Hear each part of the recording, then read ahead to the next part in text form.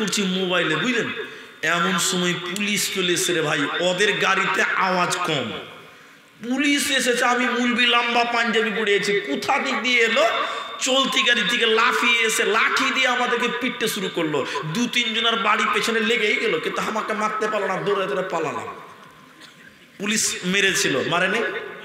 এই কই মোবাইল আলারা, ফেসবুকে একটা ভিডিও খুব ভাইরাল, দেখবেন কোনো এক জায়গাতে লকডাউনে কিছু লোক আড্ডা দিচ্ছিল বা খেলছিল টাস, পুলিশ চলে এসছে। পুলিশকে দেখে পালাতে যে একজনের লুঙ্গি খুলে গেছে, ওর খবর নাই। দেখেননি আপনারা এটা? হ্যাঁ বলেন, দেখেননি?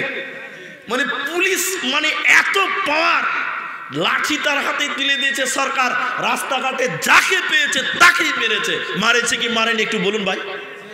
মেরেছে। তাহলে তাদের হাতে আছে কি? বলুন বলুন।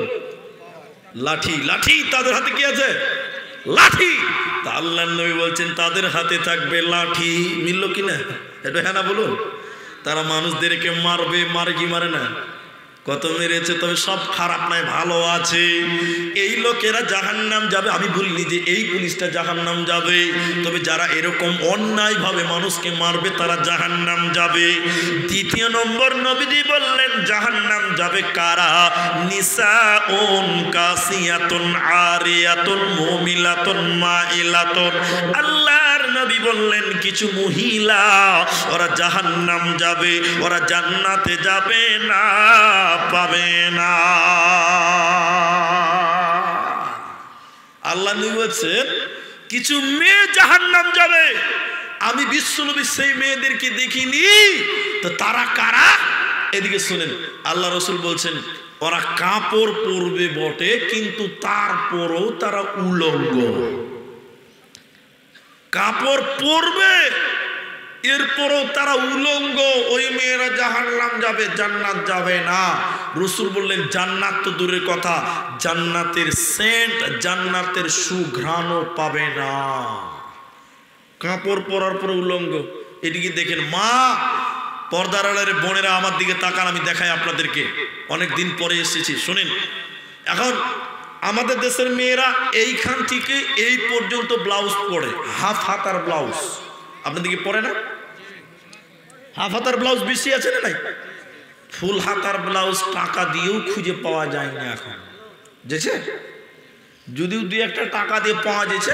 পিঠটা আবার চাঁদের মতন কাটা, মনে হচ্ছে ফিল্ড হাই স্কুলের মাঠ। জি, ব্লাউজের অবস্থা এরকম দেখুন।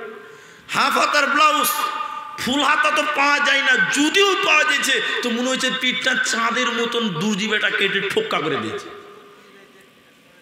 এখন আপনাদেরকে বলছি, কোনো মেয়ে যদি হাফ হাতার ব্লাউজ পরে, 12 হাতের শাড়ি কাপড় পরে, তো ওই মেয়েটার পিঠ প্যান্ট দেখতে পাওয়া যাবে কি যাবে না? একটু জুড়ে বলুন। যাবে না? অবশ্যই যাবে।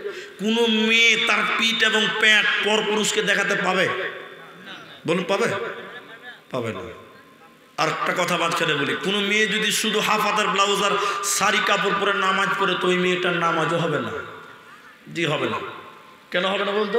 সতর ঢাকেনি। কি ঢাকেনি? সতর ঢাকেনি। ঢাকতে হবে। মেয়েদের মুখটা খোলা যেতে পারে, হাতের পাতা, পায়ের পাতা, বাকি পুরো বডিটা মেয়েদের ঢেকে নামাজ পড়তে হবে। হবে কি হবে না? হবে।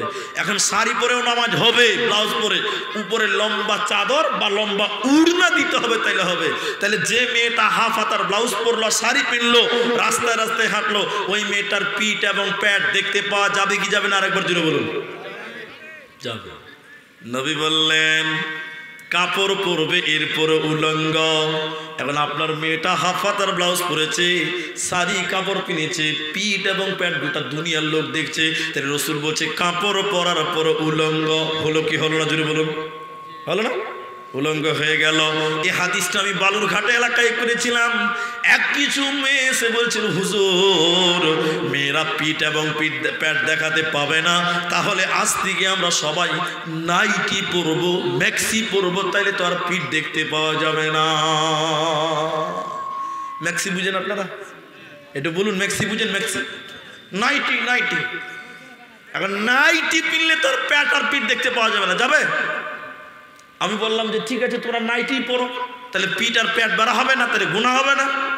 বেশ, আমার কথাতে গ্রামের 75% মেয়েরা নাইটি পড়তে লাগলো। পরের বছর ওই গ্রামে জালসায় গেছি, মসজিদের ইমাম হাফেজ সাহেব, দেওবন্দিদের জালসা। পরের বছর ওই গ্রামে জালসা গেছি, মসজিদের ইমাম সাহেব আমাকে আফসোস করে বলছে, মৌলভী সাহেব আপনার কথা শুনে আমাদের গ্রামের অধিকাংশ মেয়েরা নাইটি পরছে প্যান্ট পিঠ ঢাকার জন্য, কিন্তু বড় দুর্ভাগ্যের ব্যাপার কোনো মেয়ে কিন্তু মাথায় চাদর বা ওড়না দেয় না। কোনো লাভ হবে ভাই?